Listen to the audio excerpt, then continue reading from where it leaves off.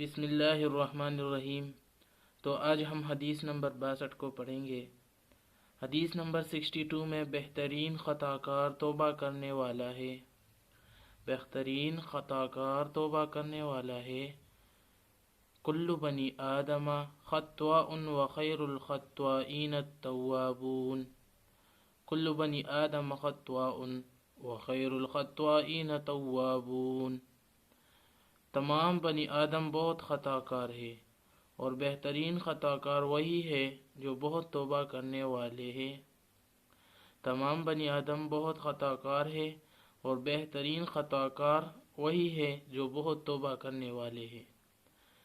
تشریح میں فرمایا گیا ہے کہ بنی آدم کا کوئی فرد انبیاء کے سوا اس سے مستثنی نہیں، مگر بنی آدم میں سے وہ بندے بہت ہی خوش نصیب ہے جو گناہ ہو جانے کے بعد نادم ہو کر اپنے مالک کی طرف رجوع کرتے ہیں۔ امام غزالی رحمۃ اللہ علیہ فرماتے ہیں کہ بندہ بعض اوقات گناہ کرتا ہے مگر اس پر نادم رہتا ہے۔ مرنے کے بعد اس کے لیے جب جنت کا فیصلہ ہوگا تو اس وقت شیطان یہ کہے گا کہ کاش کہ میں اس کو گناہ میں مبتلا ہی نہ کرتا۔ بہرحال انسان سے جب گناہ ہو جائے تو فوراً اللہ سے رجوع کر لینا چاہیے۔ اللہ تعالیٰ بھی اس کو معاف فرما دیتے ہیں۔ یہ توبہ اس کے تمام گناہوں کو مٹا دیتی ہے اور یہ ایسا ہو جائے گا گویا اس نے گناہ کیا ہی نہ ہو۔ کبھی اس سے اس کے گناہ کے داغ کو مٹایا تو نہیں جائے گا۔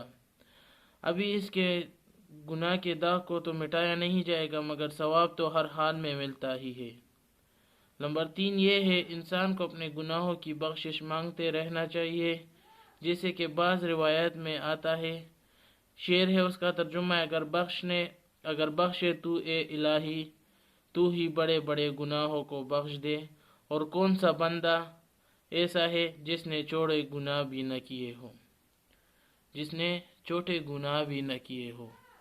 تو بھائی دوستو، اگر آپ نے ہمارے خدمت حدیث چینل کو سبسکرائب نہیں کیا ہے تو سبسکرائب کر لے اور بیل آئیکن کو آل پہ کر دے تاکہ ہماری ہر ایک ویڈیو آپ تک پہلے پہنچ سکے۔ تو اللہ تعالی ہمیں اور آپ کو اس حدیث پر عمل کرنے کی توفیق عطا فرمائے۔